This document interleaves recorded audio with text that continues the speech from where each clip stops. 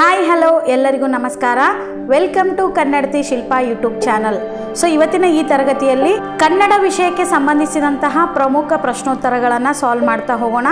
So ಈ ಒಂದು ತರಗತಿ ಮುಂದೆ ಬರುವಂತಹ ಎಲ್ಲ ಹುದ್ದೆಗೆ ಸಂಬಂಧಿಸಿದಂತೆ ಖಂಡಿತ ಹೆಲ್ಪ್ ಆಗುತ್ತೆ. ಹಾಗಾಗಿ ವಿಡಿಯೋನ ಸ್ಕಿಪ್ ಮಾಡದೆ ಕೊನೆವರೆಗೂ ನೋಡ್ತಾ ಹೋಗಿ. ಇಂದಿನ ಈ ತರಗತಿಯ ಮೊದಲ ಪ್ರಶ್ನೆ ಹೀಗಿದೆ: ಕರ್ನಾಟಕ ಕವಿ ಚೂತವನ ಚೈತ್ರ ಬಿರುದಾಂಕಿತ ಕವಿ ಯಾರು?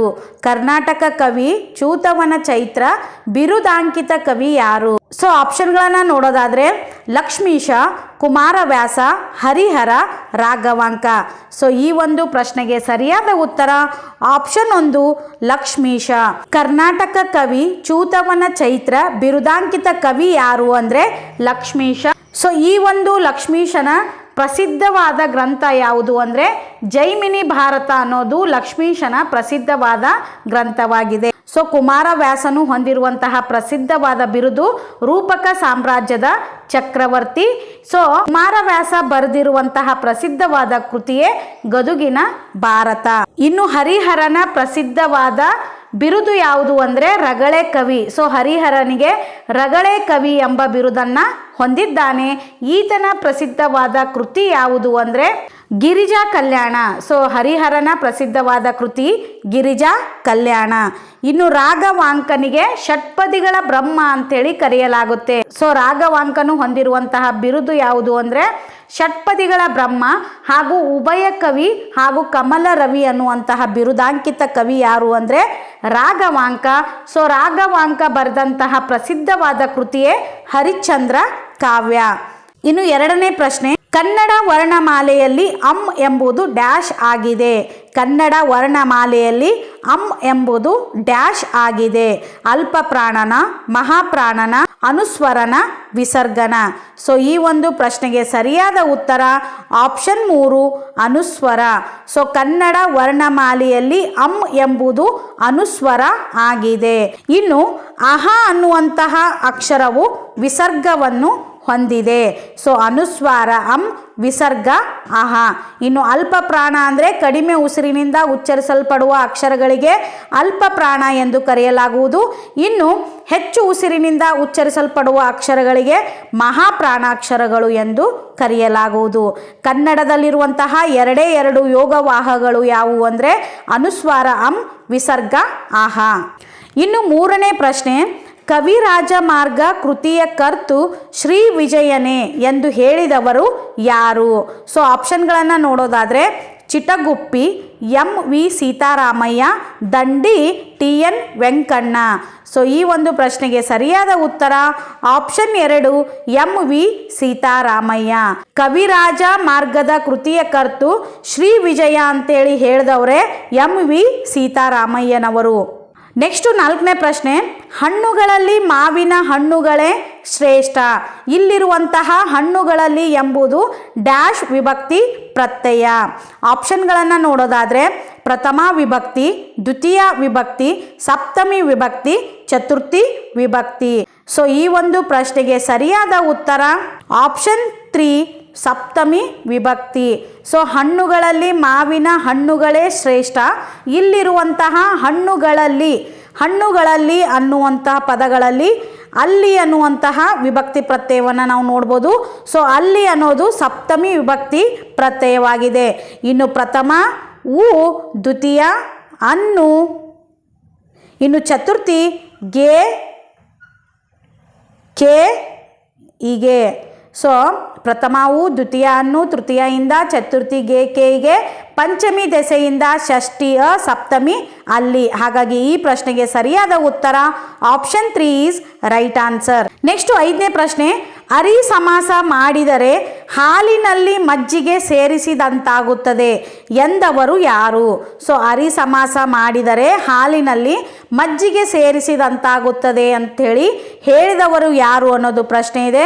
ಸೊ ಆಪ್ಷನ್ಗಳನ್ನು ನೋಡೋದಾದರೆ ಕೇಶಿರಾಜ, ಶ್ರೀ ವಿಜಯ, ನಾಗವರ್ಮ, ಪಂಪ. ಸೊ ಈ ಒಂದು ಪ್ರಶ್ನೆಗೆ ಸರಿಯಾದ ಉತ್ತರ ಆಪ್ಷನ್ 2 ಶ್ರೀ ವಿಜಯ. ಸೊ ಅರಿ ಸಮಾಸ ಮಾಡಿದರೆ ಹಾಲಿನಲ್ಲಿ ಮಜ್ಜಿಗೆ ಸೇರಿಸಿದಂತಾಗುತ್ತದೆ ಅಂಥೇಳಿ ಹೇಳಿದವರು ಯಾರು ಅಂದರೆ ಶ್ರೀ ವಿಜಯ. ನೆಕ್ಸ್ಟು ಆರನೇ ಪ್ರಶ್ನೆ: ದೇಹವೇ ದೇಗುಲ ಇಲ್ಲಿರುವಂತಹ ಅಲಂಕಾರ ಯಾವುದು? ದೇಹವೇ ದೇಗುಲ ಇಲ್ಲಿರುವಂತಹ ಅಲಂಕಾರ ಯಾವುದು? ಸೊ ಆಪ್ಷನ್ಗಳನ್ನು ನೋಡೋದಾದರೆ ಉಪಮಾ ಅಲಂಕಾರ, ರೂಪಕ ಅಲಂಕಾರ, ಶಬ್ದಾಲಂಕಾರ, ಉತ್ಪ್ರೇಕ್ಷ ಅಲಂಕಾರ. ಸೊ ಈ ಒಂದು ಪ್ರಶ್ನೆಗೆ ಸರಿಯಾದ ಉತ್ತರ ಆಪ್ಷನ್ 2 ರೂಪಕ ಅಲಂಕಾರ. ಸೊ ದೇಹವೇ ದೇಗುಲ ಇಲ್ಲಿರುವಂತಹ ಅಲಂಕಾರ ಯಾವುದು ಅಂದರೆ ರೂಪಕ ಅಲಂಕಾರ. ಸೊ ರೂಪಕ ಅಲಂಕಾರ ಅಂದರೆ ಎರಡೂ ಒಂದೇ ಅಂತೇಳಿ ಹೇಳುವಂತಹ ಅಲಂಕಾರವಾಗುತ್ತೆ. ಸೊ ದೇಹವೇ ದೇಗುಲ ಇದು ರೂಪಕ ಅಲಂಕಾರಕ್ಕೆ ಉದಾಹರಣೆಯಾಗಿದೆ. ಇನ್ನು ಚಂದ್ರಮುಖಿ, ಎನ್ನ ಕಾಲೇ ಕಂಬ, ದೇಹವೇ ದೇಗುಲ ಇವೆಲ್ಲವೂ ರೂಪಕ ಅಲಂಕಾರಕ್ಕೆ ಉದಾಹರಣೆಗಳಾಗಿವೆ.